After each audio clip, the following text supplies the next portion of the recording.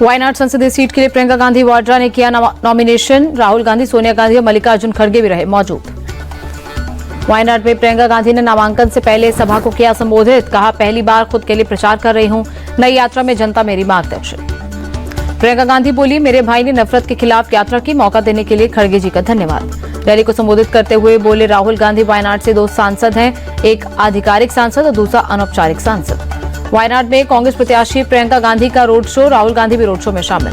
प्रियंका गांधी के वायनाड से चुनाव लड़ने पर बोली अमेठी से सांसद केएल शर्मा, लोगों की मांग पर यहां से प्रियंका लड़ रही हैं, प्रियंका राजनीति में नई नहीं। वायनाड में एक स्थानीय परिवार से मिलने पहुंची प्रियंका गांधी, घर वालों ने गले लगाकर स्वागत किया। प्रियंका गांधी केरल के कस्बे सुल्तान बाथरी भी पहुंची, लोगों ने किया जोरदार स्वागत। केरल के वायनाड से बीजेपी उम्मीदवार नव्या हरिदास चुनाव प्रचार में जुटी, मुक्कम इलाके में किया door to door campaign.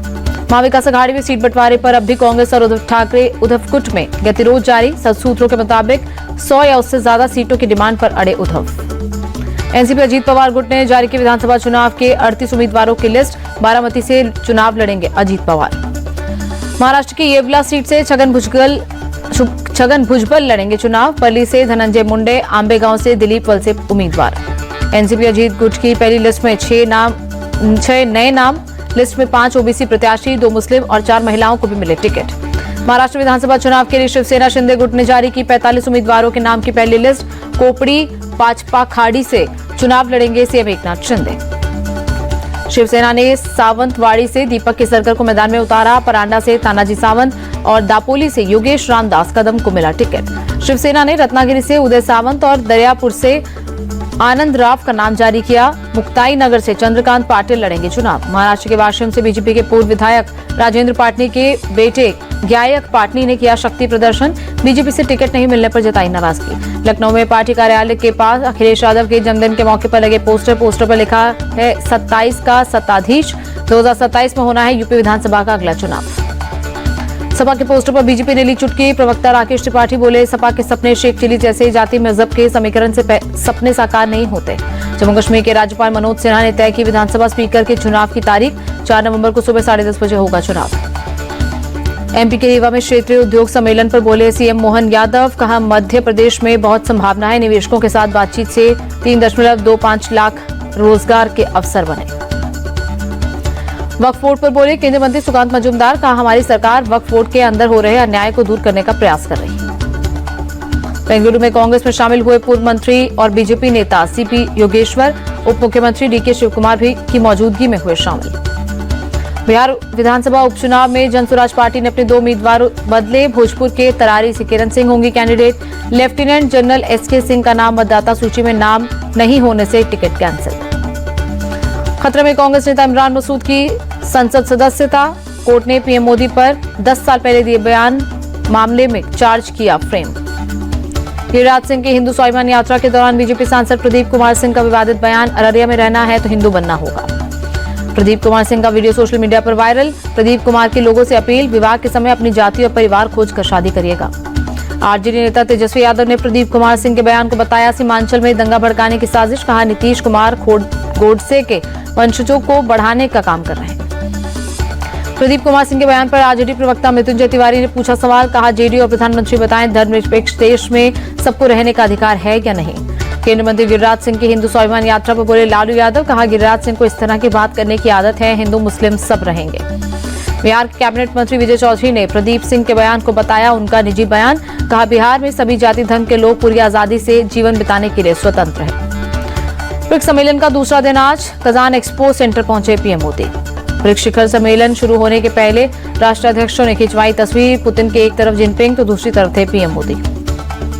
Kazan expo centre में ब्रिक्स शिखर सम्मेलन को रूसी राष्ट्रपति पुतिन का संबोधन। कहा, 30 से ज्यादा देशों ने ब्रिक्स में शामिल होने की जताई इच्छा।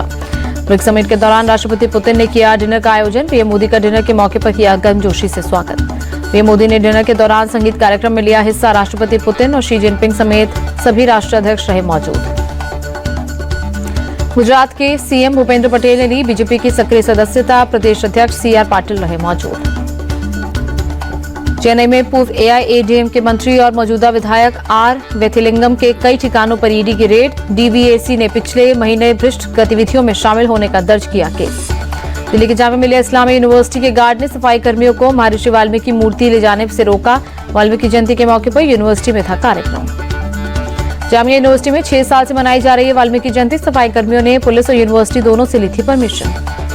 जामिया यूनिवर्सिटी में दिवाली सेलिब्रेशन के छात्रों की 2 गुटों में झड़प। सेलिब्रेशन का विरोध कर रहे गुट ने लगाए फिलिस्तीन जिंदाबाद और अल्लाहू अकबर के नारे।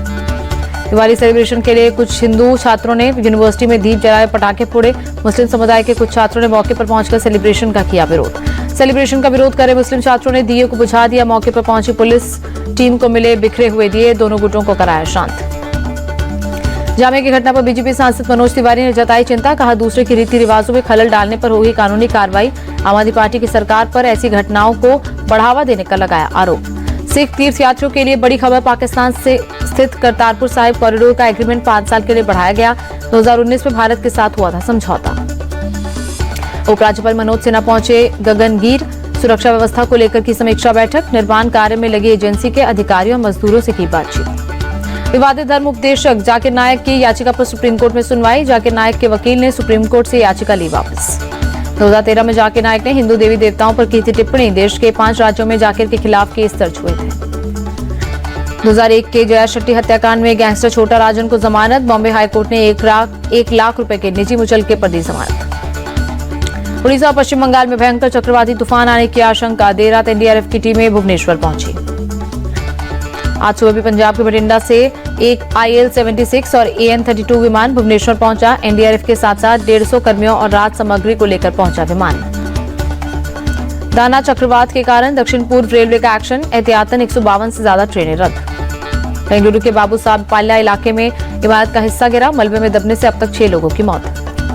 राजस्थान की रीट परीक्षा 2021 को 2 मुख्य अभियुक्तों को पुलिस ने किया गिरफ्तार। 25-25 हजार की नामी भंवरी और संगीता की 3 साल बाद हुई गिरफ्तारी। जम्मू कश्मीर के कुपवाड़ा में एक किराने की दुकान में लगी भीषण आग। देर रात लगी, आसपास के घरों में फैली। ग्रेटर नोएडा में फॉर्च्यूनर कार में लगी भीषण आग। कार के अंदर संजय यादव नाम के शख्स की जलकर हुई दर्दनाक मौत। मृतक के परिजनों की तहरीर के आधार पर पुलिस ने 2 लोगों को हिरासत में लिया। हिरासत में लिए गए दोनों युवक मृतक के दोस्त। महाराष्ट्र के पुणे में पुलिस ने 10 बांग्लादेशी घुसपैठियों को किया अरेस्ट। कोर्ट ने 24 अक्टूबर तक के लिए पुलिस कस्टडी में भेजा। 10 बांग्लादेशी घुसपैठियों की गिरफ्तारी पर पुणे ग्रामीण एसपी का बयान। कई लोगों के पास से वोटर ID कार्ड भी बरामद। यूपी के मऊ में विवादित पोस्ट को लेकर पुलिस ने याकूब अंसारी को किया गिरफ्तार। कानूनी व्यवस्था को देखते हुए पुलिस खुद मुकदमा दर्ज कर कार्रवाई में जुटी। याकूब अंसारी ने 28 सेकंड का एक वीडियो शेयर किया था। पुलिस आरोपी से वीडियो के मकसद को लेकर कर रही पूछताछ। लखनऊ में पुलिस ने एनकाउंटर में बदमाश कमलेश तिवारी को किया गिरफ्तार। बदमाश ने पुलिस को देखकर की फायरिंग। लखनऊ के जानकीपुरम में CDRI के पास हुई मुठभेड़। कमलेश तिवारी पर करीब 28 मामले दर्ज। भोपाल में एक काले हिरन का शव बरामद। DFO लोकप्रिय भारती ने दी जानकारी। दिल्ली NCR में बढ़ते प्रदूषण पर सुप्रीम कोर्ट सख्त। पराली जलाने की घटना को लेकर हरियाणा और पंजाब सरकार को लगाई फटकार। सुप्रीम कोर्ट ने पंजाब सरकार को लगाई फटकार। पूछा, 50% पराली जलाने वालों से जुर्माना क्यों नहीं वसूला? अफसर काम क्यों नहीं कर रहे? हरियाणा सरकार को भी सुप्रीम कोर्ट की लताड़। कहा, आपने कोई नीति नहीं बनाई, सिर्फ आंखों में धूल झोंकने का काम कर रहे हैं। प्रदूषण को लेकर सुप्रीम कोर्ट ने केंद्र सरकार पर भी सख्ती दिखाई। कहा, कोई गंभीर नहीं है, सरकार प्रदूषण रोकने में पूरी तरह नाकाम। सुप्रीम कोर्ट की टिप्पणी, जब तक कठोर फैसला नहीं लिया जाएगा तब तक कुछ नहीं होगा। अगली सुनवाई 4 नवंबर को। हरियाणा के कैथल में धड़ल्ले से जलाई जा रही पराली। पटियाला रोड बाईपास पर कई जगह पराली जलाने की घटना आ रही सामने। दिल्ली में प्रदूषण पर बोले पर्यावरण मंत्री गोपाल राय। कहा, हरियाणा और पंजाब में पराली जलने से दिल्ली पर असर पड़ने की आशंका। दिल्ली में आर्टिफिशियल रेन कराने के लिए केंद्र पर्यावरण मंत्री को लिखा पत्र। गोपाल राय बोले, तैयारी नहीं हुई तो इस बार भी कृत्रिम बारिश से हम वंचित होंगे। दिल्ली के पॉल्यूशन पर मनोज तिवारी ने आम आदमी पार्टी को घेरा। कहा, बीजेपी की सरकार आई तो 3 साल में पॉल्यूशन की समस्या का होगा समाधान। दिल्ली के कई इलाकों में AQI बहुत खराब से पार कर गंभीर श्रेणी में पहुंचा। जहांगीरपुरी में AQI 414 और आनंद विहार में 403। प्रदूषण बढ़ने से गैस चैम्बर में तब्दील होने लगी दिल्ली। जहरीली हवा ने पूरी दिल्ली को ढका। अक्षरधाम मंदिर के पास छाई धुंध की परत। दिल्ली के इंडिया गेट इलाके में छाई धुंध की परत। लोधी रोड इलाके में भी दिखा स्मॉग। दिल्ली में बढ़ते प्रदूषण पर काबू पाने में जुटा प्रशासन। मानसिंह रोड इलाके में किया गया पानी का छिड़काव। बढ़ते वायु प्रदूषण को लेकर दिल्ली में पानी के छिड़काव में तेजी लाई गई। पानी का छिड़काव करने के लिए 6000 कर्मियों की संख्या बढ़ाई गई।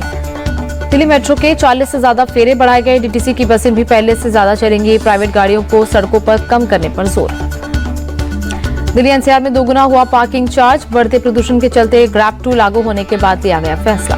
यमुना नदी में बढ़ा प्रदूषण का स्तर। दिल्ली के कालिंदी कुंज इलाके में यमुना की सतह पर दिखे जहरीले झाग। नोएडा एक्सप्रेसवे के पास स्मॉग के चलते जबरदस्त धुंध। सुबह सुबह ऊंची ऊंची इमारतों को देखना भी मुश्किल हुआ। यूपी के नोएडा में बहुत खराब श्रेणी में पहुंची वायु गुणवत्ता। सीपीसीबी के मुताबिक 326 पर पहुंचा AQI। यूपी में सुबह सुबह पड़ने लगी ठंड। मुरादाबाद में अभी से आसमान में छाने लगा स्मॉग। बबीता फोगाट ने इशारों में साक्षी मलिक और विनेश फोगाट पर तंज कसा। ट्वीट कर लिखा, दीदी तुमको कुछ नहीं मिला, ऐसे में तुम्हारा दर्द समझा जा सकता है। साक्षी मलिक की आत्मकथा पर आधारित किताब विटनेस आने के बाद बड़ा है विवाद। किताब में बबीता फोगाट से लेकर विनेश फोगाट और बजरंग पुनिया पर कई नई बातें। न्यूजीलैंड के खिलाफ दूसरे टेस्ट से पहले टीम इंडिया को मिली बड़ी खुशखबरी। पहला टेस्ट मिस करने वाले शुभमन गिल दूसरे मैच के लिए तैयार। टीम इंडिया के विकेटकीपर बल्लेबाज ऋषभ पंत की इंजरी पर बड़ा अपडेट। असिस्टेंट कोच बोले, पंत के खेलने पर सस्पेंस बरकरार। पुणे टेस्ट से पहले टीम इंडिया ने प्रैक्टिस सेशन में जमकर की मेहनत। भारतीय बल्लेबाजों ने पुणे की काली पिच पर स्पिनर्स के खिलाफ की बैटिंग। चैंपियंस ट्रॉफी को लेकर पाकिस्तान क्रिकेट बोर्ड की तैयारियों से संतुष्ट है आईसीसी। अगले साल होना है टूर्नामेंट का आयोजन। कॉमनवेल्थ गेम्स 2026 से पहले भारतीय एथलीट्स को मिली बुरी खबर। कॉमनवेल्थ से क्रिकेट, हॉकी, बैडमिंटन, कुश्ती और शूटिंग के गेम्स हटाए गए। कॉमनवेल्थ गेम्स फेडरेशन के फैसले पर अंतर्राष्ट्रीय हॉकी महासंघ का बयान। कहा, ग्लासगो खेलों में हॉकी को शामिल नहीं करने के सीजीएफ के फैसले से हम निराश हैं। ग्लासगो खेलों में 400 से ज्यादा खिलाड़ियों और अधिकारियों का दल भेजेगा ऑस्ट्रेलिया। हॉकी समेत कई खेलों को ग्लासगो में हटाए जाने से ऑस्ट्रेलिया भी निराश। प्रो कबड्डी लीग में जयपुर पिंक पैंथर्स ने तेलुगु टाइटंस को 52-22 से हराया। अर्जुन देशवाल ने टीम के लिए जुटाए 19 अंक।